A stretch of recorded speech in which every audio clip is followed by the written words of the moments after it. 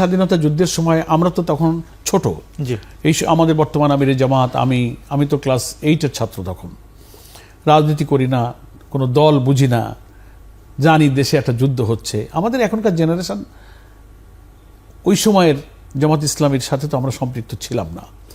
হ্যাঁ, প্রশ্ন একটা আসতে পারে যে তাহলে ওই সময় জামাত ইসলামের কী ভূমিকা ছিল, ওই সময় যারা নেতৃত্বে ছিলেন, দায়িত্বে ছিলেন, স্বাধীনতা পরবর্তীকালে কিন্তু নানান সময়ে তারা তাদের বক্তব্য, ব্যাখ্যা, বিশ্লেষণ, কি প্রেক্ষিতে ভারতীয় আগ্রাসনের কোন ভয়ে তারা, কি সংকটে তারা পড়েছিলেন, সে জাতির কাছে তারা ব্যাখ্যা কিন্তু দিয়েছেন। এবং আপনার মনে আছে মোস্ট প্রবাবলি 93 অথবা 94 মোস্ট প্রবাবলি আমাদের সেই সময় জামাত ইসলামীর যিনি আমির ছিলেন, ডাকসুর জিএস ভাষা সৈনিক অধ্যাপক গোলাম আজম, তার নাগরিকত্ব যে বাতিল করা হয়েছিল, সেই নাগরিকত্ব পুনরুদ্ধারের যে আন্দোলন, তারপরে আদালতে চলে যাওয়া এবং সুপ্রিম কোর্টের সর্বোচ্চ আদালতে আপিল বিভাগে জন্মসূত্রে নাগরিক হিসেবে তিনি ঐতিহাসিক রায় পেয়ে যখন নাগরিকত্ব নিয়ে কারামুক্ত হয়ে বেরিয়ে আইলেন, পর্দায় একটা ঐতিহাসিক বক্তব্য দিয়েছিলেন। সেই বক্তব্যে তিনি কিন্তু ওই সময়কার জামাত ইসলামীতে তার এবং জামাত ইসলামের ভূমিকা সম্পর্কে চমৎকার একটা বক্তব্য দিয়েছিলেন। আমরা মনে করি ওই বক্তব্যের মধ্যে কিন্তু তার ব্যাখ্যাটা সুন্দর করে তিনি দিয়েছিলেন। তার বুকলেটও ওই সময় প্রচার করেছিল, তার বক্তব্য জাতির কাছে ওটা পৌঁছানো হয়েছিল। আমরা মনে করি যে সেই সময়কার জামাতের প্রধানের এই বক্তব্যে জাতির কাছে সে ব্যাখ্যা, বিশ্লেষণটা সমাপ্ত হয়েছে। এটা একটা মীমাংসিত বিষয়। হ্যাঁ, এখন অনেকে আবার কথা বলেন, এখন একটা ভালো সময় যাচ্ছে, আপনারা কিছু বলেন। আমরা এই কথাগুলোকে শুনছি। আমরা যদি দেখি যে না, আমাদের আরও কিছু কথা বলতে হবে, তো প্রয়োজনে আমরা চিন্তা করছি, পরিস্থিতির সময় আছে, কিছু বলতে হলে আমরা আরও কথা, এই প্রজন্মে আমরা জামাত ইসলামের কি বক্তব্য এটা আমরা যদি মনে করি তা আমরা বলবো, অসুবিধা নেই, মানে নিয়ে আসেন। তো আমরা শুনছি, যদি মনে করি যে না আমাদের এই প্রজন্মে এখনকার কনটেক্সটে কথা বলার কোন সময় ভালো, কি বলা উচিত, নিশ্চয়ই আমরা আমাদের এই বীর মুক্তিযোদ্ধাদের রক্তের বিনিময়ে যে অর্জিত স্বাধীনতা, আমাদের প্রিয় জন্মভূমি বাংলাদেশ, এখানে আমরা জন্মেছি, এদেশের অখণ্ডতা, স্বাধীনতা, অগ্রগতি, উন্নয়ন, আমরা 53 বছরে দেশের স্বাধীনতাকে, মুক্তিযুদ্ধের এই যে বীরত্বপূর্ণ অর্জনকে আমাদের জামাত ইসলামের সংবিধানের স্বীকৃতি দিয়ে এই দেশ গড়ার জন্য আমরা অঙ্গীকারাবদ্ধ আছি।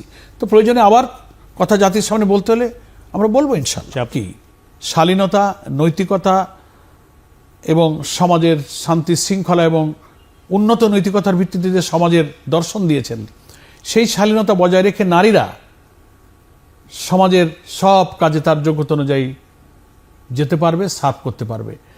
ডাক্তার, ইঞ্জিনিয়ার, সরকারের উচ্চ পদে, রাজনীতিতে, সব জায়গাতেই নারীরা দায়িত্ব পালন করতে পারবে, রাষ্ট্রেও পারবে, রাজনীতিতেও পারবে, সমাজেও পারবে, এবং করছে হতে। আমাদের জামাত ইসলামীতে সংগঠনের মধ্যেও তো আমাদের বিশাল সংখ্যক নারীরা আছেন।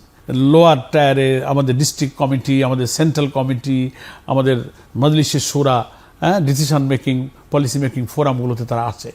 আর রাসূল সাল্লাল্লাহু আলাইহি ওয়াসাল্লামের সময় নারীরা তো সমাজের কাজে, সেবার কাজে, এমনকি প্রয়োজনে যুদ্ধের ময়দানেও নারীরা গিয়েছেন। সেখানে নৈতিকতা এবং শালীনতার যে সীমা আল্লাহ তাআলা দিয়েছেন, ওটা রক্ষা করে তারা সব কাজে তারা যেতে পারে। পড়া, নাটক, সাংস্কৃতিক কথাটা তো দোষণীয় নয়। জীবনের আচার, জীবনের অভ্যাস, মানুষ যা ধারণ করে তার জীবনযাপনের যে কালচার, যে প্রসেসটা, দ্যাট ইজ আওয়ার কালচার।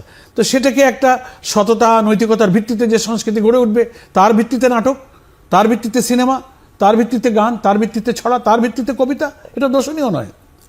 একটা মেশিন তো কোনো দোষণীয়, ওটাকে আপনি কী কাজে লাগাবেন? চরিত্র বিধ্বংসী কাজে লাগাবেন না চরিত্র গঠনের কাজে লাগাবেন? আপনি কাজে লাগাবার সিস্টেমটাই হচ্ছে এখানে ফ্যাক্টর। একটা সাবস্টিটিউট হবে। এটা একটা মিথ্যা প্রচারণা যে সিনেমা হল থাকবে না, নাটক থাকবে না, এটা থাকবে না, এটা একটা অপপ্রচার।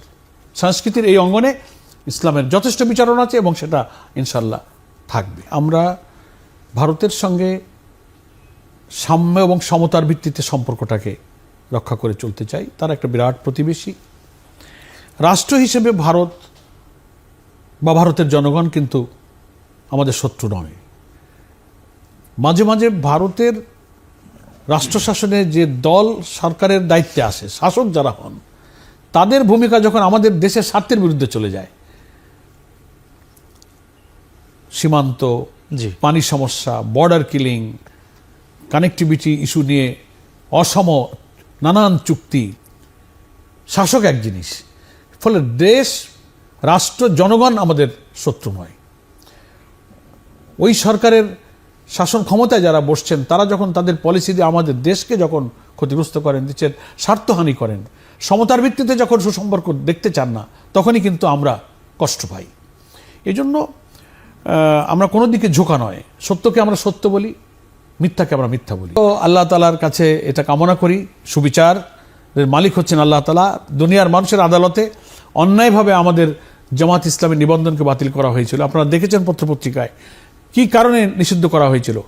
সন্ত্রাস, এটা সেটা, এগুলো নয়, এগুলো হচ্ছে অপপ্রচার। একটা কারণ, আমাদের জামাত ইসলামের গঠনতন্ত্রে আমরা বলেছি যে মহান আল্লাহ হচ্ছে সার্বভৌম ক্ষমতার উৎস। যদি সুষ্ঠু হয়, ভোট যদি দিতে পারে, ভোট যদি কেউ কেটে না নিয়ে যায়, সন্ত্রাস না করে, তাহলে আমাদের আসন সংখ্যা ইনশাল্লাহ অনেক বাড়বে। আলহামদুলিল্লাহ, জামাত রাষ্ট্রের দায়িত্ব পেলে প্রথমত এ জাতির নৈতিকতা, চরিত্র সংশোধনের জন্য শিক্ষা ব্যবস্থা সংস্কার করা, জাতির উপরে অর্থনৈতিক যে ভোগান্তি, লুটপাট, দুর্নীতি, দারিদ্র্য, বেকারত্ব, হতদরিদ্র, এটাকে নিরসন করার জন্য একটা বৈষম্যহীন অর্থনীতি এদেশে চালু করবে এবং রাষ্ট্রের সুবিচারের মধ্য দিয়ে জনকল্যাণমূলক রাষ্ট্র গঠনের একটা ধারাবাহিকতা, একসাথে তো একটা রাষ্ট্র গঠন করা যায় না। Revolution, it will take time. ধারাবাহিকভাবে সেমন সমাজের দিকেই জামাত ধাবিত হবে।